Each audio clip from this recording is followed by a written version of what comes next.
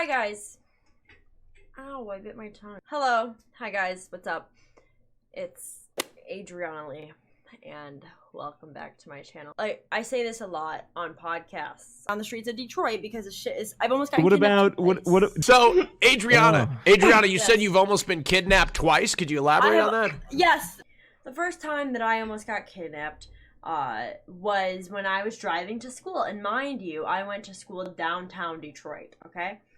And I was driving down to school in my Ford F-150.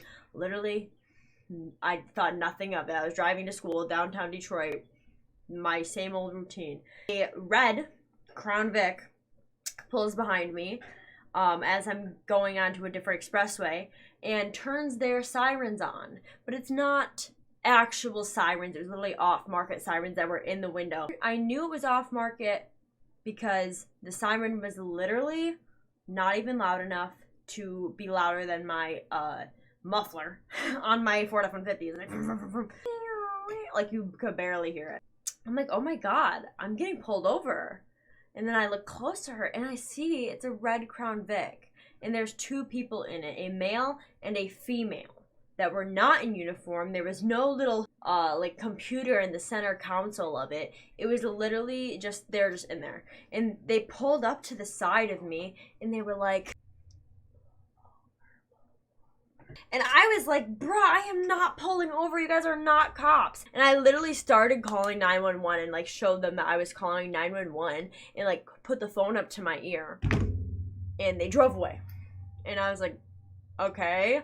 And I was like panicking. And when I called the cops, they were like, yeah, unless you have a license plate number, we can't do anything about it. Sorry. Even though I told them the make of the car, what it looked like and everything. So that was like super irritating because they really couldn't do anything about it. But it was super fucking scary and I had a panic attack right afterwards. But yeah, that was like the first time that something scary like that happened to me. But little did I know that it wasn't gonna be my last time. So the next story I'm about to tell you is a lot worse. It's on campus.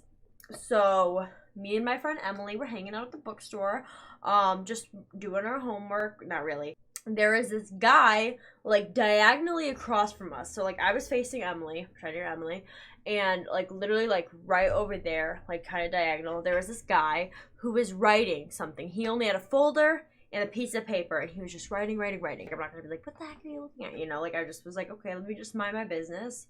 It doesn't matter. It's not my place to say anything. And he was just looking at me, looking, writing, looking, writing. And I was like, okay. So I just like kept telling Emily my story. So I stand up, and he literally like runs over to me. He's like, oh, hey, I wrote this for... He was folded. He's like, I wrote this for you, so just read it whenever you get the chance. I was like, okay, thank you. And then I went back to the table where me and Emily were, and I opened it, and I read it, and I was like, holy shit, what the fuck? This isn't it. I will post a picture of what it was right here as I read it to you guys. It was just a bunch of random shit that, like, I didn't really, like, I was just like, okay, like, it didn't even really make sense. You guys can read the top part if you want. This is where it started to concern me. He said, I have several girlfriends. Ming, Zing, Ting, Priza, Nyaza. I need one more girl. I will think about taking you. As if I'm sitting there, like begging to be taken. Like, oh my god, please, like, I hope I can. I adore and love my dick-sucking pretties. Leave me a message. And then it was his phone number. The back of it says, I do not want or like my girls talking or texting other men. Only with me. I love it. She love it. Elegance is insanable. I may take you. Jordan Prince. That was apparently his name. I'm like shaking. I'm like, Emily, I think we should do something about this. This is really strange. And the thing was, there was people around. Like, there's people in the bookstore. Like, it wasn't, like, a situation where I was, like, alone. So that's why me and Emily were so, like hesitant on, like, doing anything. Because it's like, this is happening in broad daylight with people around. This is so weird. You know, like, this is just so weird. So I grab the note, and me and Emily are walking out of the bookstore to head towards the police station. I thought this motherfucker was gone. He runs back up to me. Oh, here, I have another one for you. And gives me another one. So at this point, I'm like, thank you. And then I start walking away. And I'm like shaking, and Emily's like, what the fuck? And I'm like, God, I'm so fucking scared. So like, what the fuck, what the fuck? Like, I'm literally, as we're walking away, I'm like, what the fuck, what the fuck? And then the next one is even worse. It says, I will take you. I have a new name for you. It will put you in elegance.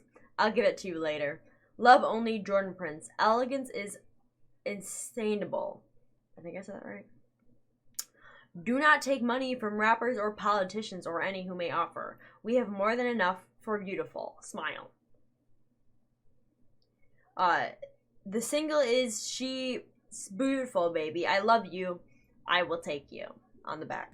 So at this point, I am literally, me and Emily are sprinting to the police station. Because why the fuck would we call? I don't know why we didn't think about calling. Our dumbasses are literally sitting there walking like 2 blocks away when we could have just called the fucking police. But we were like, didn't know what to do because we're like, okay, there's a bunch of people around. Like, is this really an emergency? Is this, because I feel like we were like, that's why even the first story, like even when I was getting followed by a fake cop, I was scared to call the police.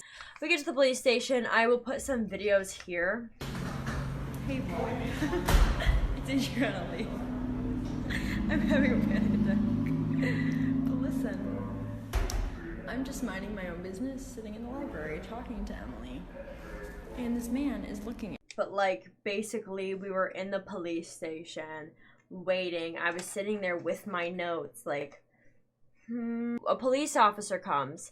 He takes us to a room, and he like interviews me, asks me questions basically. Like said like, oh, yep, we know this guy. He's done this before. We get this all the time. So like, why haven't you done anything about it? Like, why is he still harassing students? He's like, yeah, he does this to a lot of girls on campus actually. So we told him, and then he like took the notes from me. That's why I don't actually have them, or else I would show you. Like, this is actually the actual card. He's like, here's your case number in case anything happens, call us. And then I literally tell me why I go back to class. Like, I'm like literally like I'm like shaking, like I was having a panic attack because I was scared. Like, I was so scared. Like, what if he's waiting for me outside of class? What if he's following us right now? What if he's literally just like lurking 10 feet behind us? Because the second time he gave me the note, I didn't even know he was still there. And what if he's like lurking and like waiting for me to get out of class to like kidnap me or shoot me? Like, I literally go to class. I'm like, hey, sorry, I almost got kidnapped. Here's my I'm like, here's my report number. And my teacher's like, okay, have a seat. She actually was more concerned, but I don't know. I feel like she should have just been like, yo, like, you can leave if you want. But nope, nope. I stayed. Gotta love film school. There was these signs posted in the Welcome Center after the fact, saying like, oh, like, if you see this guy, call this number. I don't know what happened after that. And the funniest thing about it is this guy had no idea that I streamed on Twitch. My family loves to get at me and say, you're gonna get some stalker creeps from that website thing you do. And the 2 times I almost got kidnapped was from going to school. What does that tell you? What does that tell you?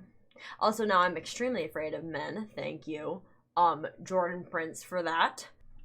Now I don't leave the house without a heavily armed keychain, and I do never leave the house with a face and makeup on, ever. I only wear makeup when I'm streaming or when I'm, like, traveling. That was after I was living in Detroit, though. I lived in Detroit for a year and didn't really have any incidences like that, except for someone saying, you're trying to get them cheeks clapped? After I tried to get some Cheez-Its from the local corner store. But that's about it when I lived in Detroit. Those times both happened when I commuted from right outside of Detroit. And currently I'm living outside of Detroit as well. Now I'm living a little bit more in the Yeehaw area since I live with my grandparents. But that's about it. So thank you guys for watching. I hope you guys learned or liked this video or appreciate this story. So don't forget to leave a like and subscribe and check out my other videos. I'm glad to be back, and thank you guys for welcoming me back and accepting me. Promise you won't let me down.